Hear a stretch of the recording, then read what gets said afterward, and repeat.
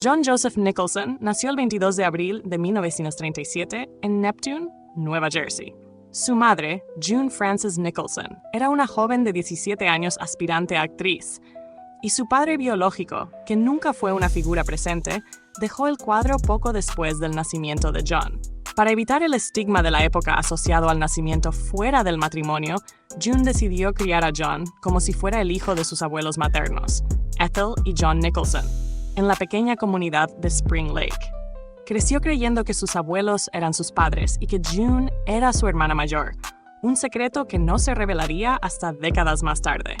La infancia de John estuvo marcada por la tranquilidad de una comunidad costera, pero también por una estricta estructura familiar impuesta por su abuela Ethel, una mujer religiosa y disciplinada. En contraste, su abuelo John era un trabajador amable y sencillo que se dedicaba a la decoración de escaparates. En 1945, cuando tenía 8 años, la familia se mudó a una casa más modesta dentro de Spring Lake. Fue aquí donde John comenzó a destacar por su personalidad extrovertida y su sentido del humor, aunque también por su comportamiento rebelde en la escuela. La influencia del cine y las historias que su madre contaba sobre Hollywood comenzaron a despertar en él una fascinación temprana por el mundo del espectáculo, aunque en ese momento no imaginaba una carrera en la actuación. Durante su adolescencia, en los años 50, John asistió a Manasquan High School. Se convirtió en una figura conocida entre sus compañeros por su habilidad para las bromas y su carisma natural, aunque su desempeño académico era irregular. En la escuela desarrolló un talento para el dibujo y una inclinación hacia las artes, habilidades que complementaban su interés por las películas y la narración visual. En 1954, después de graduarse de la escuela secundaria, John tomó la decisión de mudarse a California. Lo que inicialmente comenzó como una búsqueda de oportunidades laborales en animación, donde trabajó como asistente en el departamento de dibujo de MGM, eventualmente lo llevó a descubrir su pasión por la actuación. Sin embargo, esos años formativos en Spring Lake permanecieron como un recuerdo crucial de los cimientos que moldearon su carácter. En 1954, a los 17 años, John Joseph Nicholson llegó a Los Ángeles, California, con la intención de explorar oportunidades en el mundo del cine. Inicialmente, comenzó a trabajar como asistente en el departamento de animación de MGM, un trabajo modesto que consiguió gracias a su talento para el dibujo. Sin embargo, la rutina de este empleo pronto dejó de satisfacer su curiosidad creativa, y su interés comenzó a virar hacia la actuación, una industria vibrante en la ciudad que lo rodeaba. Durante uno de sus días en el estudio, un colega lo animó a considerar la actuación, señalando su carisma natural y su habilidad para captar la atención de quienes lo rodeaban. Tomando este consejo en serio, Nicholson se inscribió en clases de actuación en la escuela del legendario entrenador Jeff Corey, un espacio que era conocido por formar a jóvenes talentos. Las sesiones con Corey, un hombre apasionado por el arte dramático, no solo le enseñaron las técnicas de interpretación, sino que también le inculcaron una apreciación más profunda por la narrativa y la complejidad de los personajes. En 1956, John consiguió su primer papel como actor en la serie de televisión Matinee Theater, donde interpretó pequeños roles en episodios autoconclusivos. Aunque estas primeras oportunidades no ofrecían mucho en términos de fama o reconocimiento, le permitieron ganar experiencia frente a las cámaras y desarrollar su confianza. En esos años, también trabajaba como auxiliar en diferentes sets, aprovechando cada momento para observar a directores, actores y técnicos, aprendiendo de su entorno de manera autodidacta. A finales de los años 50, mientras continuaba buscando oportunidades, John hizo contactos con cineastas independientes que buscaban nuevas caras para proyectos de bajo presupuesto. Fue en esta etapa que conoció a Roger Corman, un director y productor conocido por su habilidad para lanzar las carreras de jóvenes actores. En 1958, Corman le ofreció un papel en la película The Cry-Baby Killer. Interpretar al protagonista, un joven atrapado en una situación límite, fue su primera experiencia en un largometraje. Aunque la película no fue un éxito de taquilla, le dio la oportunidad de mostrarse como actor principal y lo colocó en el radar de la industria. Durante los años 60, Nicholson luchó por establecerse en un Hollywood dominado por las grandes estrellas. Participó en películas de bajo presupuesto y en producciones independientes, muchas de ellas bajo la dirección de Corman. Entre estos trabajos destacó su participación en Little Shop of Horrors, 1960, donde interpretó un papel secundario que, aunque pequeño, se convirtió en un clásico de culto. A medida que avanzaba la década, Nicholson comenzó a explorar otras facetas del cine, como la escritura de guiones. En 1967, coescribió el guión de The Trip, una película dirigida por Corman y protagonizada por Peter Fonda. Este trabajo le permitió adentrarse más en la escena contracultural de Hollywood, una conexión que sería clave para su gran avance en el cine. La persistencia y el compromiso que mostró en estos años de formación, marcados por papeles pequeños, proyectos experimentales y aprendizaje constante, establecieron las bases para su explosión en los años 70, cuando se convertiría en una de las figuras más emblemáticas del cine estadounidense. A finales de la década de 1960, John Joseph Nicholson comenzaba a abrirse camino como guionista y actor en el circuito del cine independiente. Su gran oportunidad llegó en 1969 con la película Easy Rider, dirigida por Dennis Hopper y producida por Peter Fonda. Nicholson interpretó a George Hanson, un abogado alcohólico que se une a los dos protagonistas en su viaje por el suroeste estadounidense. Este papel, aunque secundario, le valió su primera nominación al Premio de la Academia como Mejor Actor de Reparto y catapultó su carrera de manera inmediata.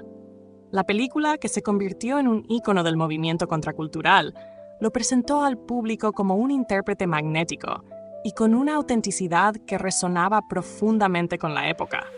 Durante los años 70, Nicholson consolidó su lugar como una de las figuras más prominentes de Hollywood. En 1970, protagonizó Five Easy Pieces, donde interpretó a Bobby Dupea, un hombre atrapado entre su pasado burgués y su presente obrero.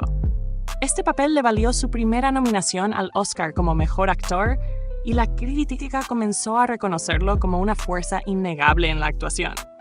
La película se filmó principalmente en California y Nicholson se sumergió en el personaje, mostrando una habilidad extraordinaria para encarnar emociones complejas.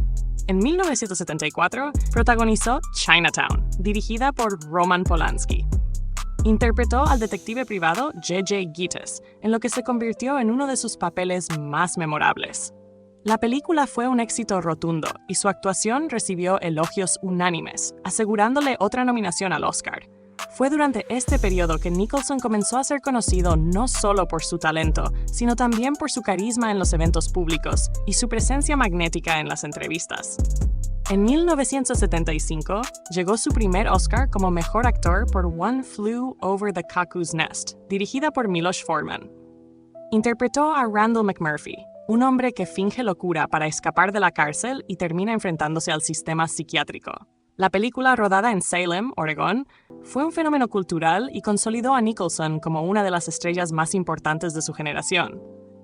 A medida que su fama crecía, también lo hacía su reputación como un hombre excéntrico y encantador.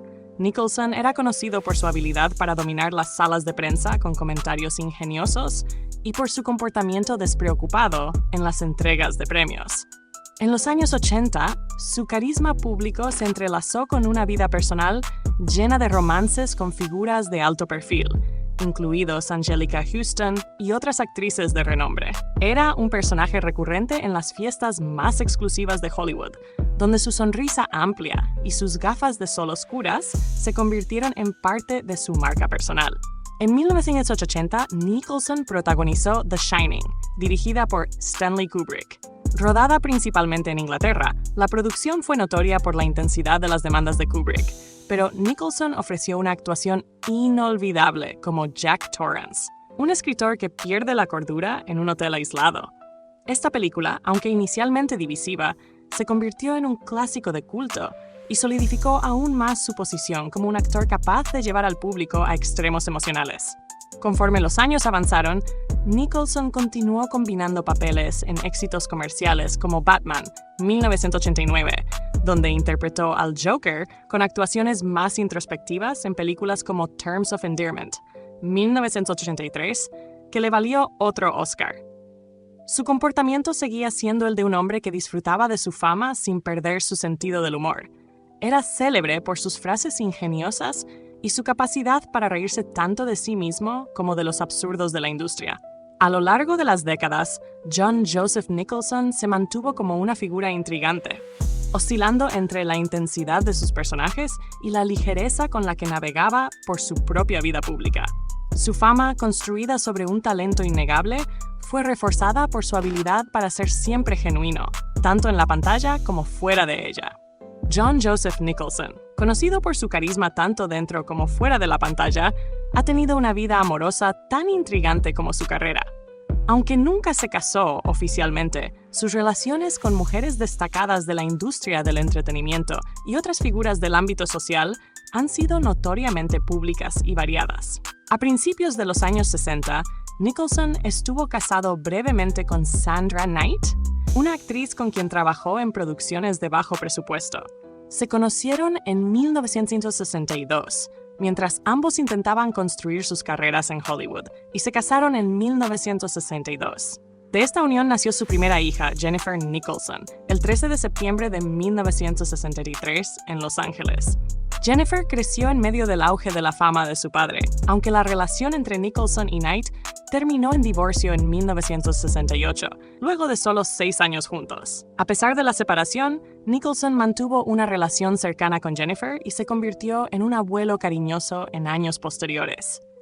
En la década de 1970, Nicholson comenzó una relación prolongada con la actriz Anjelica Huston, hija del icónico director John Huston.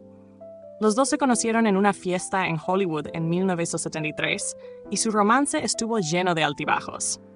Aunque estuvieron juntos de manera intermitente durante más de 16 años, la relación terminó definitivamente en 1990, cuando Nicholson tuvo un hijo, Caleb Goddard, fruto de su relación con la actriz y modelo Susan Anspach. Aunque inicialmente hubo cierta controversia sobre la paternidad de Caleb, Nicholson eventualmente reconoció su responsabilidad. Además de Jennifer y Caleb, Nicholson tiene otros hijos nacidos de relaciones con mujeres fuera del matrimonio. En 1981, tuvo a Honey Holman con la modelo y actriz danesa Winnie Holman. Honey fue criada en Europa, lejos de los focos de Hollywood, y mantuvo un perfil bajo durante la mayor parte de su vida. En 1990, Nicholson tuvo otra hija, Lorraine Nicholson, con la actriz Rebecca Broussard.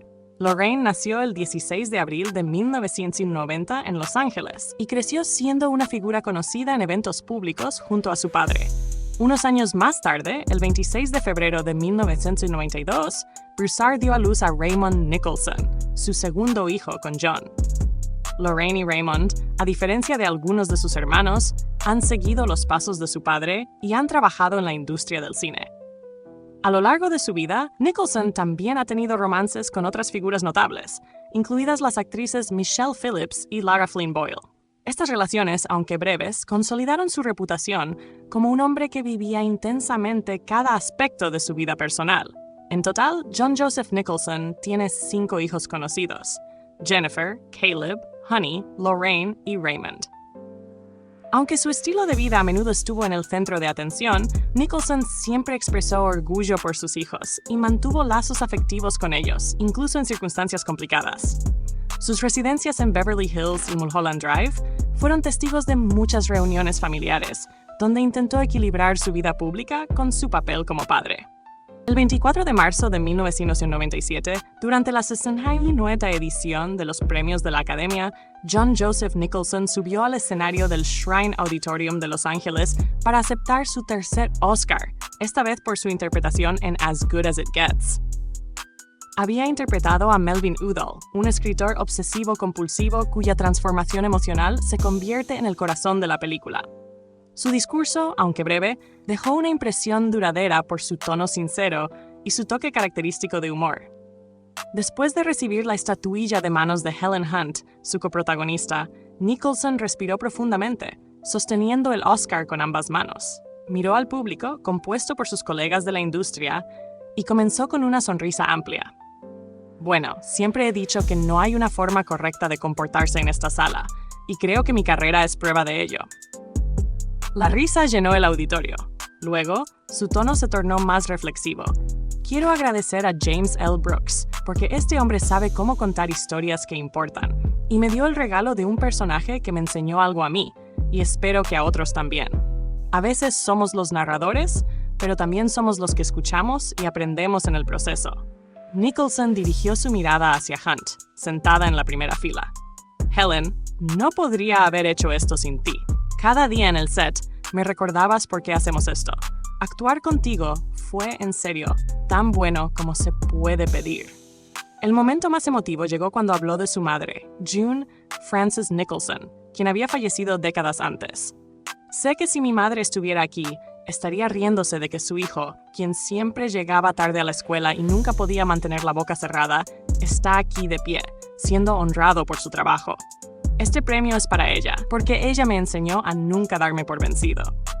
Con una inclinación de cabeza y una sonrisa final, concluyó: este es un trabajo raro y maravilloso. Gracias por permitirme hacerlo. La ovación fue inmediata y prolongada, un reflejo del respeto y la admiración que había cosechado a lo largo de décadas en el cine.